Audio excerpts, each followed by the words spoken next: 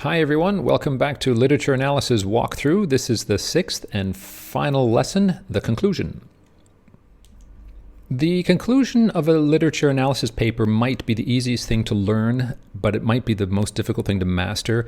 It's really easy to cheese a conclusion, and you might notice this from your own writing. It's very easy to put the elements in there. Your teacher tells you to restate your thesis, so you do it, but it just feels like it's cut and pasted on. It's really hard to do the conclusion artfully, which is why a lot of students really hate it.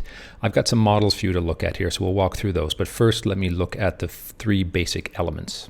The first thing you have to do is, out of courtesy, basically, is just to restate the name of the author. You need to wrap things up and come back and give a final acknowledgement of the work that you're doing.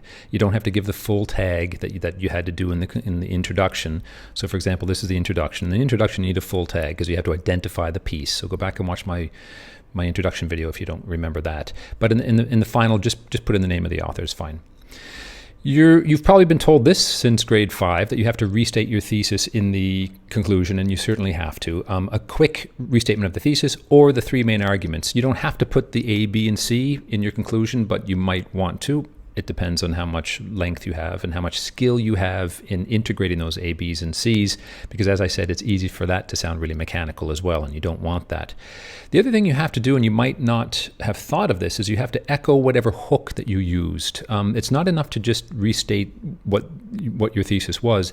If you used a particular kind of hook, like starting general and narrowing it down or something like that, you have to kind of echo that, make some kind of reference to that in your conclusion. And I've got examples of that, so just hang on. Now, the final part might be the most difficult part at all because it's not mechanical. You can do this and get away with it cheesy. You can do this and get away with it in a cheesy way. But this one here has to come out of your head. It's 100% art. It's really hard. These are the three different classic ways to end a literary analysis paper. You give some kind of final insight. You've argued this, this, and this, and a final explain. Remember my tell, show, explain? Well, the big explain comes in the conclusion. Some kind of observation, some kind of result. You've examined all these issues, and what the result of that is, I think that this is where we are. Related to that is this. You can kind of pull the text out of the text, and you can pull your essay out of the text and start talking about the wider world. Now, a really cheesy version of this would be, like Harry Potter, everybody has to go through their trials and learn how to become themselves. Well, you see how cheesy it is, but you also see how easy it is as well. So work with this. You can get better at it. If the more thoughtful you are and the more skilled you are with language, the better you are. I've got some models that might help you, but practice this. Relate the text to the wider world, real life, not Harry Potter, or the modern era if it's a historical novel like Shakespeare. The problems that we found in Shakespeare, you see, they still exist today. So that kind of thing. That's cheesy, but you can make it work. The final one is a little bit dangerous, not so much cheesy as dangerous. It's very good policy. I've argued elsewhere in this series that you should always consider your enemy. I don't mean enemy, but consider the person who's going to argue against you. Consider your opposite idea.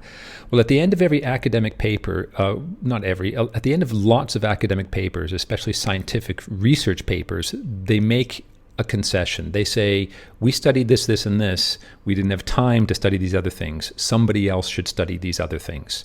That is a really good conclusion technique that you should get into your head, not just for literature analysis, but for all of your papers, history and science and everything else. So admit that you couldn't discuss everything. So we looked at this aspect of Harry Potter, but there's a darker side. He's tempted to the dark side, and that would be an interesting subject for a future paper. Now, some teachers might not like this idea. You have to always confirm with your teacher. If you want to try something that's a little bit risky, confirm it with the teacher and say, is it okay if I end with this? Because the golden rule of the conclusion, of course, that you've heard since grade 5 is don't introduce new information in the conclusion, and that risks introducing new information. So just be careful. But again, if you do it artfully, it's kind of handy. All right, so we're going to analyze. You see this? We got a conclusion here. We're going to break it down for the different elements. I'm going to explain it to you. But first, we're going to very quickly read the introduction for this essay, just so you know where we are. Okay, so let's just quickly read the introduction to refresh your memory. For obvious reasons, death is a topic very often viewed pessimistically. Stories and poems about death usually strike at least a solemn, if not mournful tone. Some literature, however, defies this convention. The lyric poems Crossing the Bar by Alfred Lord Tennyson and Because I Could Not Stop for Death by Emily Dickinson both portray death in an optimistic light. Tennyson's poem is a lively metaphor of death as an adventure at sea, and Dickinson's contains a personified depiction of death as a graceful, dignified gentleman. Both these portrayals of death are revealed through the poem's tone and imagery. Now let's see how all of this is echoed in the conclusion. It is evident in Crossing the Bar and Because I Could Not Stop for Death that both speakers are at least somewhat optimistic about death. The difference between the two poems lies in their tone. From beginning to end, Tennyson's imagery remains that of a forward-seeking adventurer, creating a vision of death that retains the comforting narrative of an era in which challenges to Christian dogma had not yet become widespread. Dickinson's vision is more in tune with our more skeptical era today. Her shift in imagery strikes a much more ambivalent tone, suggesting that although a gentleman, death may not be quite as welcome as first imagined. Okay, let's unpack that. 4 things I'd like to talk about very briefly here. The first one is the purple stuff. Look how nicely integrated that is. We managed to squeeze in both the title and the authors. Okay, and the 2 poems, the genres even. We got all 3 elements here nicely integrated. It's not in a mechanical way listed at the top that would satisfy the requirements that your teachers told you to do, but would be very artless. This is an artful way to do it. There's quick elements of restatement from the main arguments and the thesis. The thesis points, of course, being tone and imagery. If you're not repeating the word tone and imagery in your conclusion, if you've mentioned them as your main thesis, then you're in big trouble. You should also, of course, be sprinkling the words tone and thesis, tone and imagery all throughout your body paragraphs too. That's called unity, and that's in another essay of mine or video of mine. So go have a look at that. Echo the lead-in, echo the hook. Remember we talked about here, usually death poems are pessimistic. So we reverse that in the conclusion, and by negative association, we get the word optimistic. And that, again, echoes back to optimism means there's a pessimism somewhere, and vice versa. So that echoes back to the introduction, the words like imagery, as we talked about, and the words ambivalent and forward-seeking adventurer echo back to the introduction. Where do we see that? Adventure, we get the actual word. So don't underestimate the power of that echo. It does, it rings. When I read this, after reading your whole body paragraphs, when I read that word adventurer, it echoes back in my mind, and that creates unity. It creates closure to the circle. It's good writing. Okay, lastly, a couple of things that are happening in the green part here that are actually quite sophisticated. It's hard, as I mentioned, to do these devices because this is pure art. It's not, you can't just mechanically slap one of these into place like you could for these 2 things. What they do here is they bring the final insight. It is a final insight, but the final insight is actually leaving the texts and coming out into the historical world.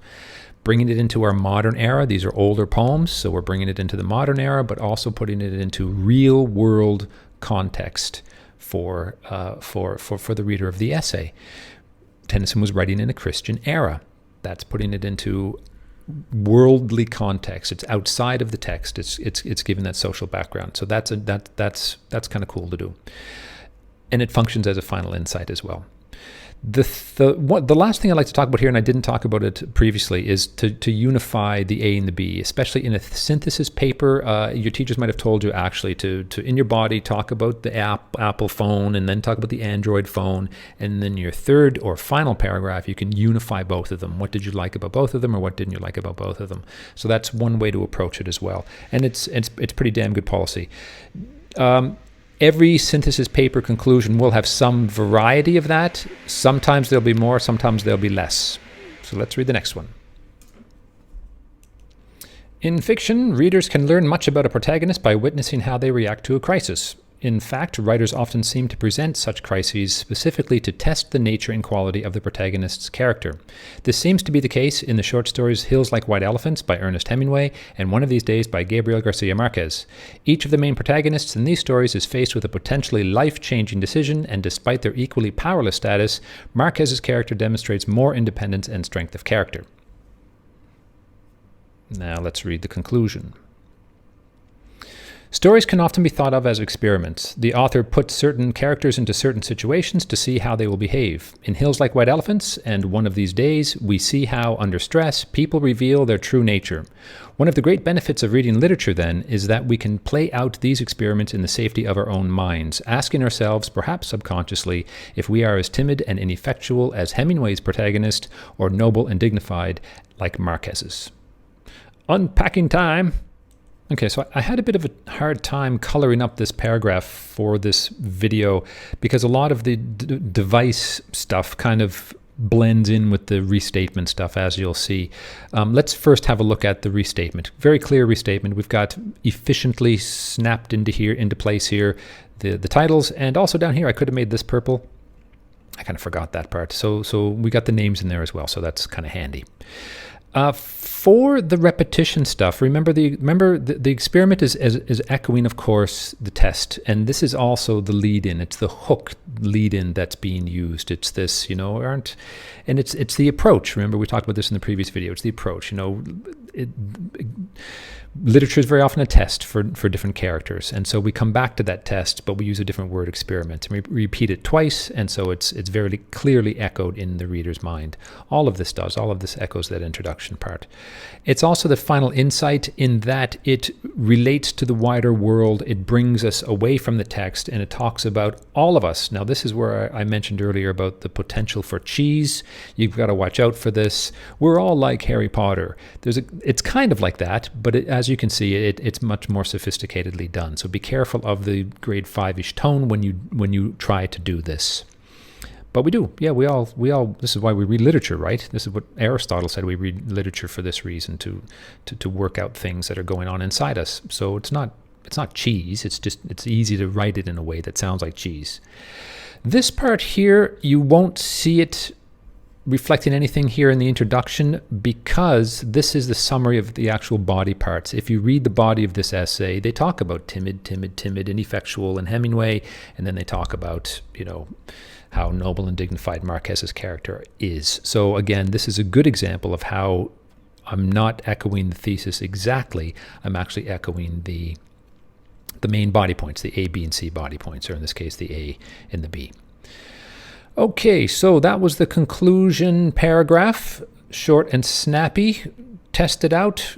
Play around with these. Make your own versions of these. There is no one way to write an essay. You've got to learn the techniques, and then you blend the techniques with your own art, and then you come out with some good writing. Okay, well, thank you very much. That's the final lesson in this series. Stay tuned for future series. I hope to have them up and running in the next while. Thanks for watching.